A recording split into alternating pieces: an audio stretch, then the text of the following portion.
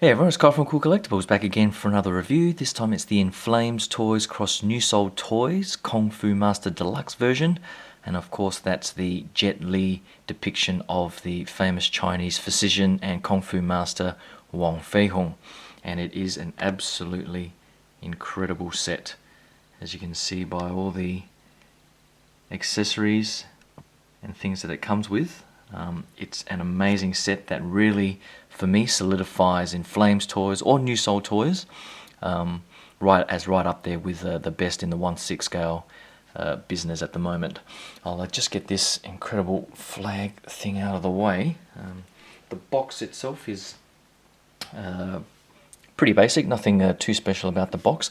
What did confuse me about the box was I can't see anywhere where it mentions Inflames toys.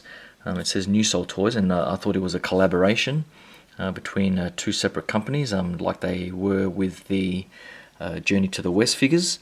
But this one doesn't seem to mention Inflames anywhere, so I'm not sure what's up with that. But either way, it's all nicely done in foam in there, just like they did with the Journey to the West figures. So very collector friendly and nicely done there. With the flag. The flag is probably one of the most impressive accessories. It is friggin' huge, and of course there is a bit of assembly required. So on the back of here you'll see all the string ties that you need to put together.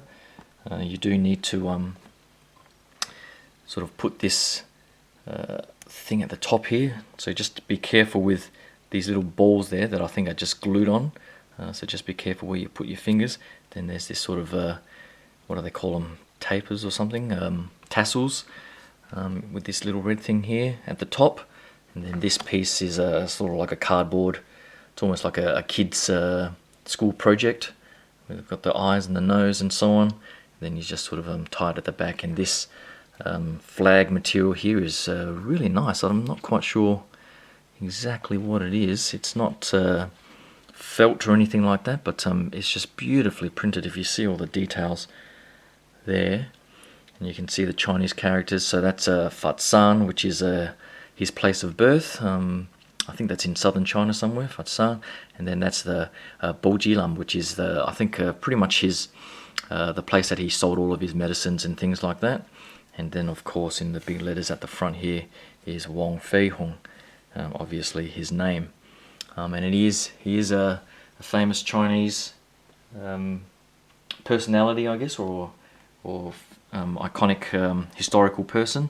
And of course, they've taken their liberties with the movies and so on how amazing he was in Kung Fu and so on. And of course, that was all down to Jet Li and his amazing depiction in that those series of movies. I guess in English, I think they were Once Upon a Time in China. Was the first one, and I think there were a few in that series. But I'll get onto the figure in a second. The accessories wise, he does come with a separate outfit, and this material of this white Kung Fu shirt is just beautiful. These buttons are real buttons, and so they will take quite a bit of effort to get on, and I probably won't even bother trying to swap it out. I think he does look pretty good in this version of the outfit, and I think this version of the outfit does go better with the line there, the Chinese line, but for me it's just too much effort, to be honest. But the material is a really nice, finely textured, almost like a, not silk, but really fine sort of, what do they call it? I can't remember, the term escapes me right now, but the tailoring and so on is really nice. The pants, if you've got the Hot Toys DX04 Kung Fu Bruce Lee figure, these are very similar to his Kung Fu pants there, and they've got the elastic at the top, so you can just take everything off there and put these pants and the shirt on. But as I was saying before, I probably won't bother doing that. The accessories, he comes with this nice medal. It is just plastic, but the gold paint on it is very nice, and they do have a specific hand for him to hold that up. And the sculpting of the lion face there is really nice. So I love that. It also comes with his iconic fan that he holds and uses, both to cool himself and also in fights. And it does fan out as well. Just be careful on how you fold it back. But he also has a couple of specific hands to hold this as well. So really nicely done there. The hands, I think there's a huge assortment of hands here. And I have to say, I'm really impressed with the paint application and the sculpting. Their previous figures in the Journey to the West, I guess the paint application was quite flat and almost anime or art style. But this one here being, I guess, from a movie and so on, they've done a much more realistic job, and it does have that sort of realistic freckling that Hot Toys does. So just have a close-up look on that hand. The texturing is really nicely done. So I love the sort of difference in skin shading that they've got. I think this one is the fan holding hand. And a few, I think there's one to hold the flag post, and a few other sort of Kung Fu style hands that I'll probably get some of the blogger photos and pick a good pose and leave it like that. The best accessory in this deluxe set, of course, is this incredible Chinese lion. So it comes with the full cape, or whatever it is you want to call it, that the people who are using it hide under, and the material and the sculpting, not the sculpting, the stitching is just amazing. It's all real material, real fur here. The patterning on that center section there, and then all of the sort of fur and so on along the sides, and of course underneath you can stick him under there, and he's got specific hands to put up against the sides there to hold them. Then there's the mouth that opens up and you can sort of see him through there, and the head detailing is beautiful as you would expect for any sort of Chinese lion. The ears you do have to sort of rotate on. They were a pain in the ass in that the holes that they go in are too small out of the box, so I did have to get some needles that were thicker in width and just make the holes a little bit wider. You could get a drill, but I didn't want to risk any damage, so I just did it the hard way with some bigger needle threads, and it sort of done the trick. Just be careful of the metal post that they're on. One of mine fell out and I had to sort of glue it back in, because you're meant to sort of wrap these underneath the post, but it was starting to get be a pain, so I sort of just left it like that, and it stays in place fairly nicely as well. So just be careful how you sort of move them around, but they should stay in place and look pretty damn good. So you do need to sort of tie this little red ribbon thing at the front here, but all of these are nicely stuck on.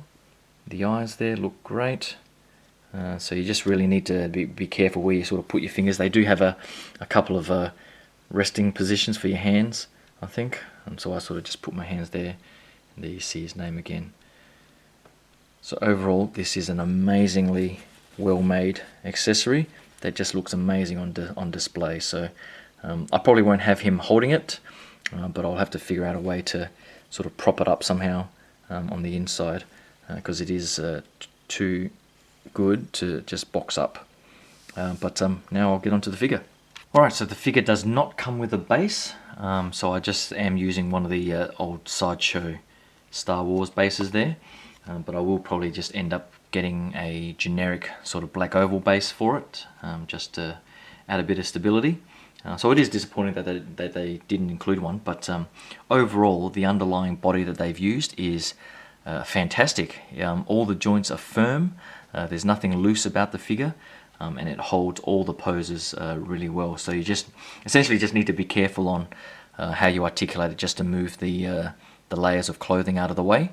But once you get a handle on the articulation and so on, it can achieve some pretty incredible poses. So I'll just go from top to bottom. The head sculpt, I'm actually pretty happy with the head sculpt. Some people have said that, I can't remember the name of the other company that did a similar figure.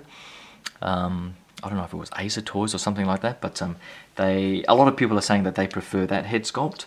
And I guess going by screenshots that I've looked at and compared it against both figures, I actually prefer this one with its sort of more this one's more sort of rounded, and it's got that more of a determined stare that he did have a lot in the movies. And I think from most angles, I think this one, I actually think it captures the likeness more. And I think with the way they've done the skin texture, you sort of get the 5 o'clock shadow on his head there, and it goes around to the fully rooted hair that goes into his ponytail, which I'll show you guys in a second. There is a few things you need to be careful of in the hair, but from the front of the face, I think it looks pretty damn good. The eyes are not overly too big like some of the sideshow figures and so on, and they do have a nice gloss, and the overall skin texture with that freckling that Hot Toys does is right there. So on the hair here, I did have to put a little bit of pomade, and you can probably see some of the grease that I'll try and get off with a bit of water. But the reason I had to do that was just on this side. If you look at the front here, it's sort of pulled back in a tight ponytail, and there were just a couple of loose strands on this side that I just had to slick back a little bit. But thanks to Chad and Sheilin from the 1/6 Republic admin group for giving me some advice, and I did put a bit of pomade in there, and it made a big difference. So just be careful how you, or I would try to avoid any manipulation of the hair. As you can see here, I've got a couple of strands loose there, which I'm not even going to bother trying to put into place, but all of that goes into this pretty incredible braid that goes all the way down and is tied at the end there. So I think the way they've done that pretty much proves that this sort of braiding can work. Asmus Toys did say that they did not want to do the legless figure with rooted hair because they couldn't get the slick back look working, but I think what Inflames Toys has done here has pretty much proven that wrong, and that it is possible. It probably just takes an extra bit of skill and technique in the manufacturing process, and just a bit of care in how collectors manipulate the hair. But the end result, I think, is pretty damn incredible.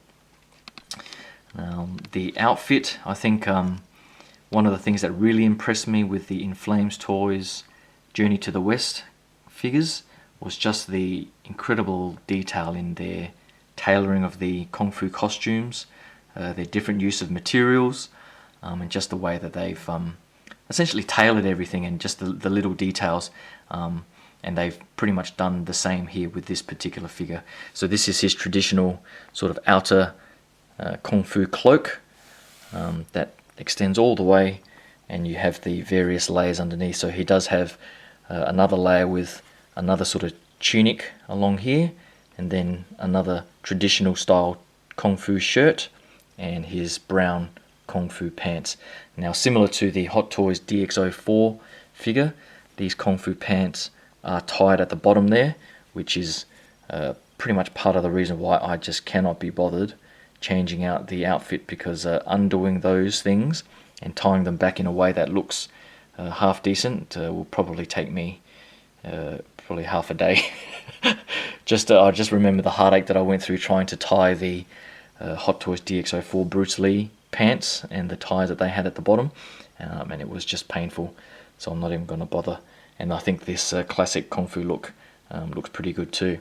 And the sleeves here, as you can see, are overly long, which is good, because you can have all of those Chinese poses. A lot of the bloggers, I think, have folded them up, and you can see his Chinese Kung Fu shirt just underneath there. So you can fold them up and have that style, or depending on how you pose it, his arms, they'll fall down and show off his hands anyway. And I think in the movie and a lot of the fight scenes, he did have flailing sleeves like this anyway. So I'll probably try and pick a iconic pose or scene from the movies, and stick with that particular pose. But the detailing on here, as you can see, as I was saying with the other white shirt, all of these buttons are real, and they do sort of fit into those little stitches there. And taking that off and trying to put them back on through the holes, you'll probably either need some really small needle nose pliers or something like that, or some really small fingers. I mean, in the end, I had to get my wife to help me out with some of the DX04 stuff, and she'll probably roll my eyes if I ask her to help her with these. But the detailing in the shoes as well, I love their shoes, the way they do the Kung Fu shoes. All of the ones in the Journey to the West figures were amazing as well. Articulation wise, I'm not even going to try and move this head, to be honest. You can probably hold the ears. I would avoid the hair at all costs in case you loosen anything. But he does, going by the blogger photos, he does have quite a good range of motion. But on the arms, just be careful when you take him out of the box, because I think the arms were rotated the wrong way, and I did try to bend the elbows the wrong way. But he does have double jointed elbows that go a long way, which is fantastic for Kung Fu poses. The shoulders go up quite a fair way. You can probably extend a bit more. The clothing does get bunched up in there, so just be careful how you bend that. But the shoulder joint, as you can see, is really firm, but you can sort of just put your hands there and adjust them. There is the rotation there. The waist articulation seems fairly tight. I've seen some poses on the blogger photos that show that off a bit, so just be careful. Hey, I'm just trying to bend it here, and it does feel stuck, so I'm not going to try and do too much here. You can sort of get him in the waist rotation there, so I'm not sure if that's just one piece and there's no real ab crunch, so just be careful there. The legs, the costume is loose enough to not have to worry about too much restriction on the leg articulation, so you can get into some wide articulation as you would expect for a Kung Fu figure. And of course you've got the double jointed knees. Just be careful when you adjust that, and there's plenty of ankle articulation as well, and it is nice and firm. So if you don't have a stand, I think you'll still get some fairly stable poses out of it.